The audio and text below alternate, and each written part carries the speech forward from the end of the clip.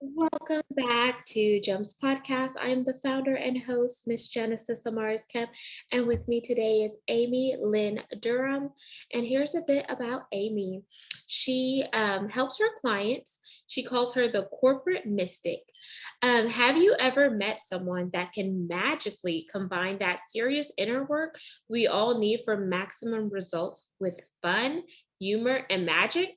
Amy Lynn Durham is that woman, and she's sharing her magic with leaders who know that there's more to life than just going to work every day like a robot and earning a paycheck. We've all been there, y'all. She is the founder of Create Magic at Work, where she uses her expertise as an executive coach to uniquely blend spirituality and business to help leaders increase courage, confidence, productivity, and decrease stress. Amy draws on her past experiences as a successful corporate executive and shares win win ways that people can get results by connecting authentically and seeing the humanity in each other. Through her secret sauce of creating practical tools to ignite human connection, people get immediate results in their business and life. So, today, Amy and I are going to spend some time focusing on spiritual intelligence and what that looks like in business. So, without further ado, please welcome Amy Lynn Durham to Gems Podcast. Hi, thanks for having me. My pleasure, Amy. So, before we dive into this segment, I want to break the ice by Okay. having you share a crazy thing that you've done in your life or a fun and interesting fact about yourself. Okay. The first thing that came up the craziest thing I've done recently for me was ziplining in Colorado. I had ziplined before in tropical locations, and it was nothing compared to the extreme adventure that I was on ziplining in the Rocky Mountains. Yeah. My eyes lit up because we actually went ziplining in Colorado 2 years ago, and it was totally different than ziplining in Mexico and Jamaica. And I was like, this is different. And then it was actually snowing while we were ziplining. And I'm like, dude, this is so crazy. And they're like, yeah, and now you're going over a lake. In the summertime, it would be all water, but now it's all ice. Yeah, it was one of the most extreme things I've done that I didn't know I was getting into because I thought it was more like, the Mexico, Jamaica experience. And this was like, you can't see the end of where you're going. Each step you went through, they said, I think on one final step, they said, you can't go back after this. So you have to really make a commitment to keep moving forward. I was like, I'm never doing this again when I'm done. It was pretty extreme. Yeah. Oh, wow. So are you an avid zipliner then? No, I do like to try new adventurous things, especially kind of odd as I continue to age.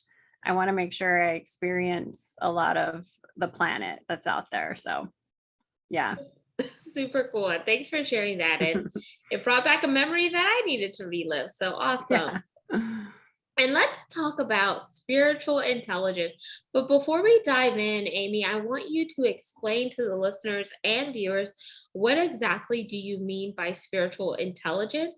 Because I always like to lay the foundation so our viewers and listeners can really connect the dots as we dive into the subject matter.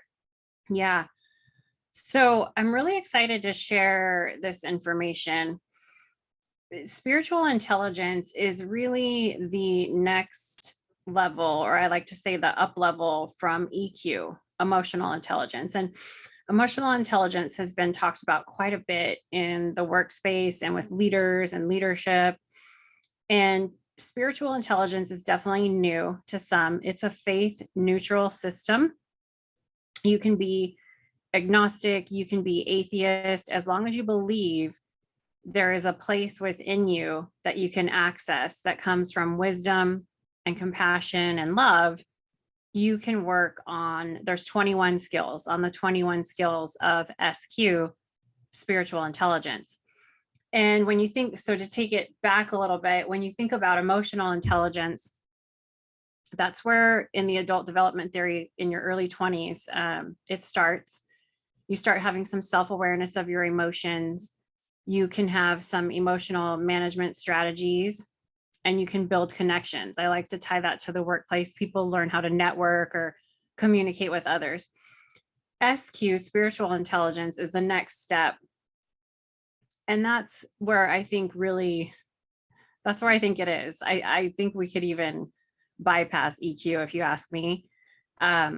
Spiritual intelligence, there's a few definitions out there, but one I'm going to offer is the woman that developed the 21 skills. Her name is Cindy Wigglesworth.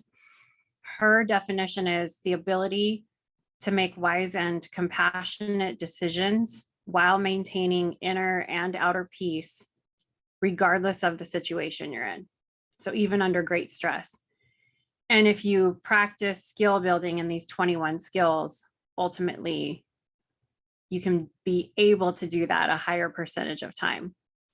Super cool. And can you briefly share maybe like the top 5 skills out of the 21 skills? Yeah. I don't know necessarily if there's like a top 5, because when I work with clients, they want to talk about what resonates with them most. But what I will share with you is like an overarching theme, maybe, that might be helpful. Yeah, I think that would be helpful. Yeah, because you take an assessment, and it's a pretty lengthy one, and it gives you a score on what level you're at currently for each skill. It's called the SQ21, and I'm a SQ21 certified coach. And here's what we normally, or what the overarching theme is: being able to, one, create an awareness between your ego versus your higher self, and who's operating in your life most of the time throughout your day. Is it your ego, or is it your higher self? Your higher self is that place within you that comes from wisdom and compassion and love. And your ego, I'll just use a fun example, is like that tantrumy toddler that lives within you that might rise up and be upset and try to protect you when you're really actually not being threatened, when your life isn't actually being threatened. And so in the workplace, this is really valuable. These are really valuable skills and information, especially when we have high level leaders that we want making the right decisions for hundreds of people, thousands of people. Can you put your ego aside and operate from your higher self? Can you practice seeking guidance from your higher self more often throughout the day?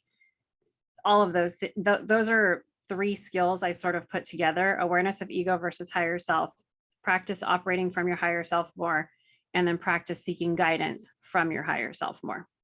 Oh, nice. So everything ties back to that higher self, where some people never really tap into their higher self because they're playing it safe at the surface level. So by you looking at those 3 competencies, you're also doing a root cause analysis in a sense of helping that individual understand where they are on the spectrum with the SQ21, right? Yeah, that was a really cool way to describe it, and yeah, echo it back. And then we get into questions, what does it feel like in your body once you recognize the difference between your ego and your higher self? How can you pull yourself out of a state if you're triggered and operate from your higher self in more spaces? Things like that. I should note, I have a lot of clients.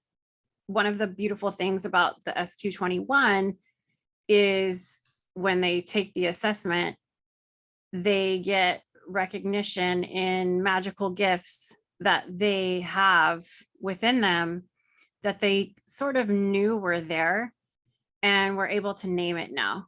So a few times I've had clients that have scored extremely high on being able to operate from their higher self.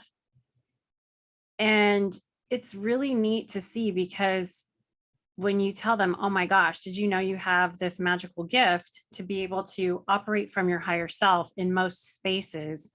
And by doing that, other people around you will elevate to that level and by default start operating from their higher self in your presence.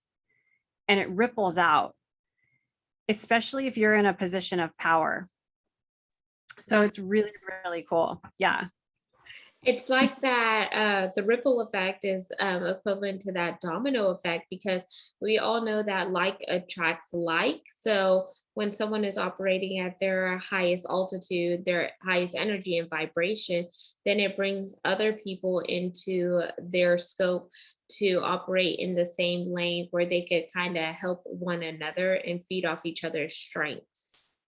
Absolutely. And there's a lot of data that shows that if you're in that leadership position or in that position of power, actually, whatever energy or vibration that you're exhibiting, it ripples out to your team 10 times. So it really impacts who you're leading one way or the other.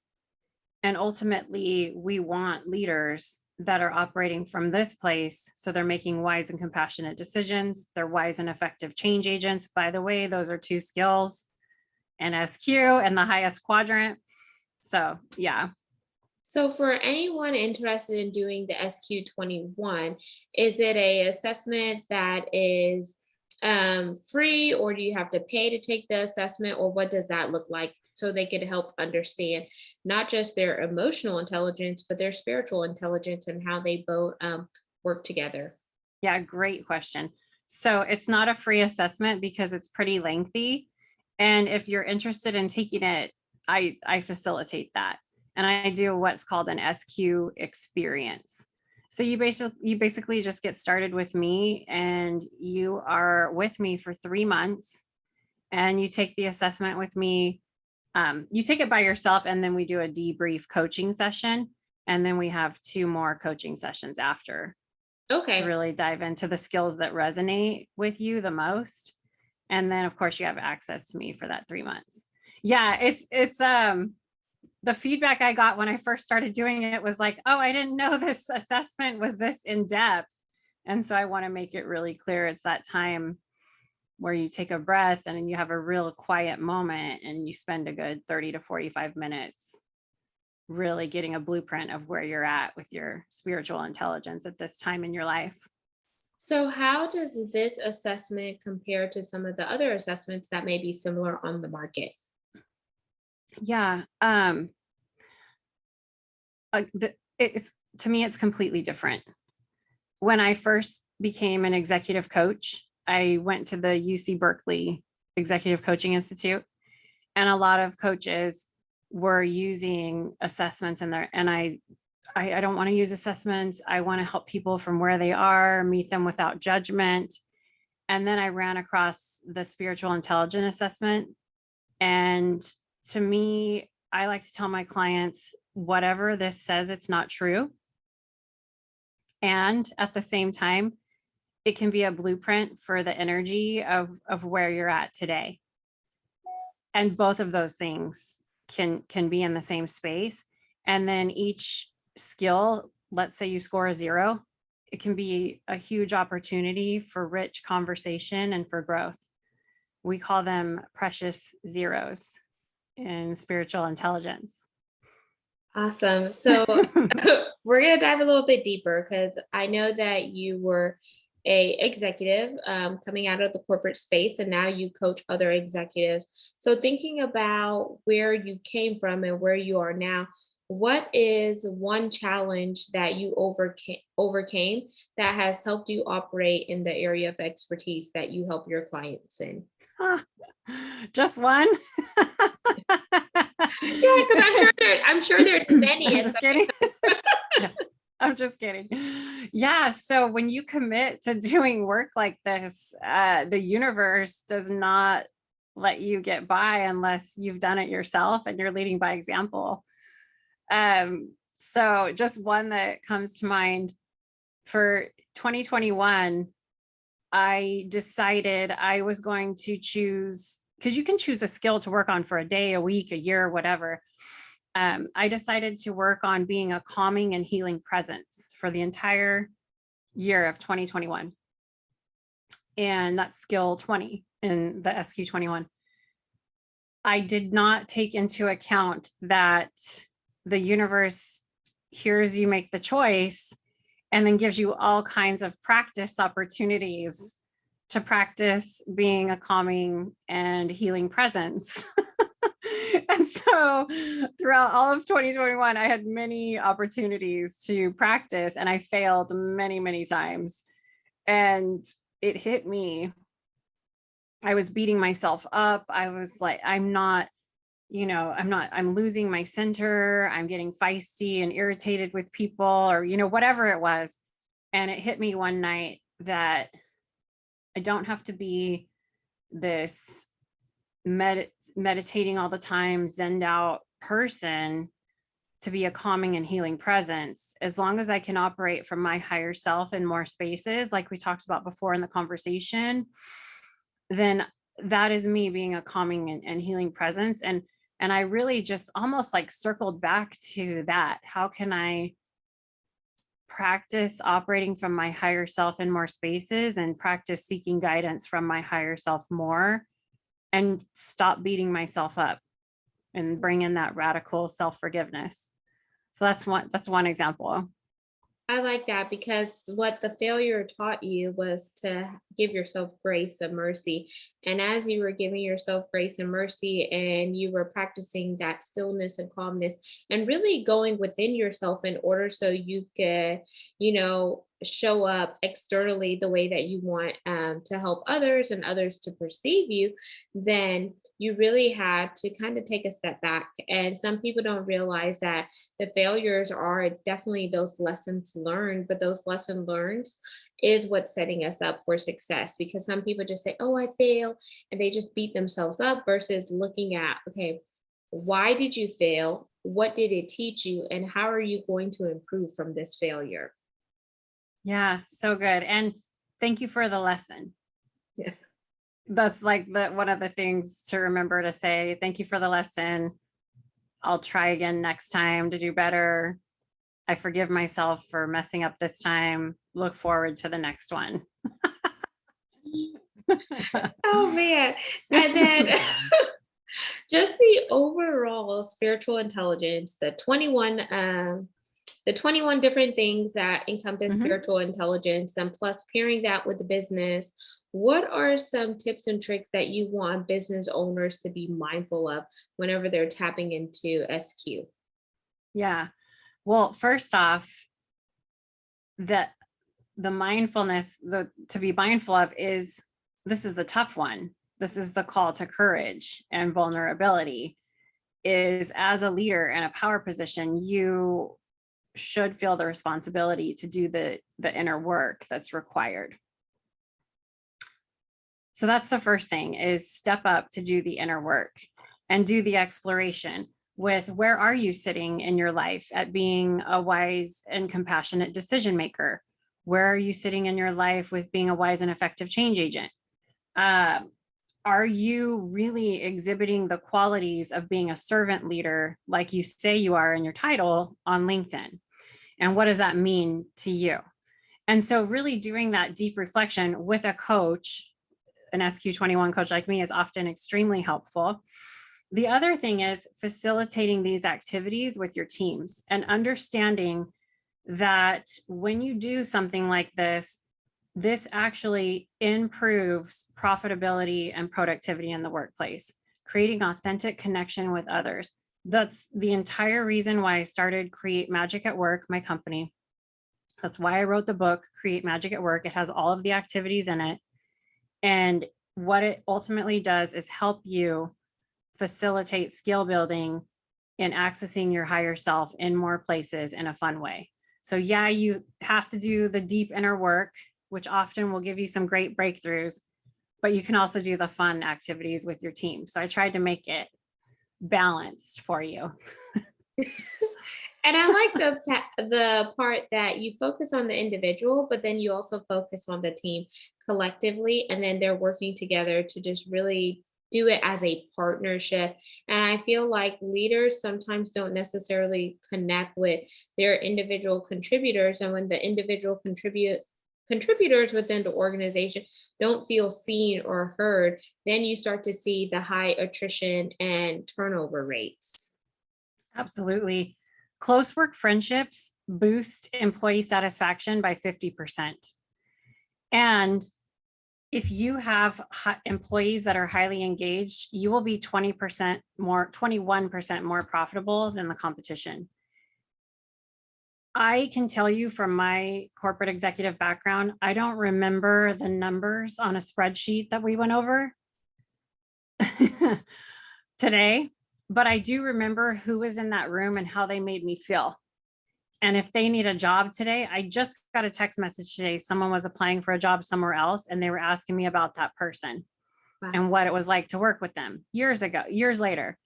We all remember the feelings we've created and the relationships that we've created with each other. And that's what success is about, and innovation and inspiration and all of these different things. Absolutely. And I also want to just chime in here and just remind people, be mindful not to burn bridges, because you never know how the people you interact today can circle back around in your life and have that 360 effect. You may be sitting in the manager's seat today, but then, a few years later, you may be sitting in the employee seat just based on life circumstances.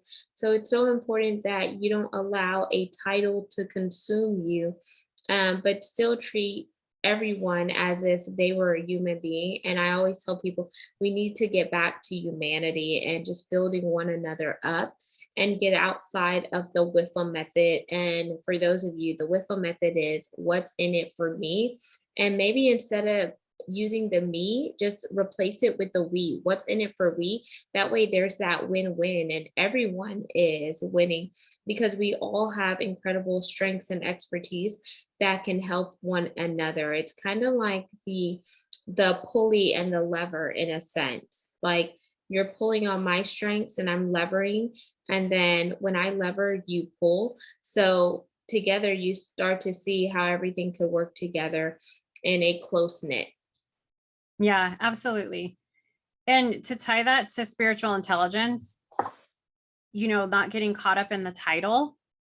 When you're exploring these skills, it's more about who am I? It's the I am. What's my life purpose? What are my values? Am I living in alignment with my values? Those are some of the first few skills, and not the WIFM. Like I remember that you referenced, but what's my time perception like of my life? And do I understand that my life is a tiny piece of the history of the universe, and yet extremely profound at the same time? And that the decisions I make in the way I work with people and treat them have a huge impact. Yes, absolutely. And that just brought Yeah. me back to one of the other things I help some of my clients with is when you know your why, you get laser clear on your mission and your purpose. And then you're able to reverse engineer it by the actions that you take today, because that is what's laying a foundation for those who are coming besides you, behind you, and future generations to come. Or I challenge them to write their obituary. If you were writing your obituary, how would you want your obituary to read? By the fruits of your labor, by the actions that you've taken, by the good deeds you've sown, and etc. That's exactly it. Yeah. And Amy, as we wind down, because man, 30 minutes has flown by so fast, I want you to leave the listeners and viewers with your call to action for this segment. Yeah. If you want to be a magic maker and learn more about spiritual intelligence or curious in the SQ21, go to createmagicatwork.net and you can find all the good stuff there. I'm super active on LinkedIn, so you can connect with me, reach out to me on LinkedIn. Two things I want to add for some value. if you follow Create Magic at Work on Instagram, I do a weekly workplace message every week. It's a special card I pull from my journal prompt card deck. It's kind of a message from the universe. It gives you a weekly theme for your career, for your workplace. And then also, if you email, if you're watching this at any time, if you email connect@createmagicatwork.net and ask me a question or put something that you learned in the show, you get a free download. It's called my Dare to Dream exercise that helps you explore your life purpose a little bit more. Amazing. And thank you Yeah. so much, Amy, for sharing your website and all of that information. I will have it in the show notes. So, listeners and viewers, I want to challenge you to take what you've learned from this segment and build upon it. If you still have questions, send your questions over to us via email or audio note through Anchor FM or Spotify, and I'll make sure that Amy gets them so she can answer them. Or you could also drop them as a comment on our YouTube, which is Gems with Genesis Amaris Kemp. Lastly, but not least, do not forget to subscribe and share this segment. We are on 40 plus platforms, and we are currently ranked in the top 3% globally out of 2.8 million podcasts per www.listennotes.com. And I look forward to staying connected with you all. So thank you for tuning in and listening on a constant basis.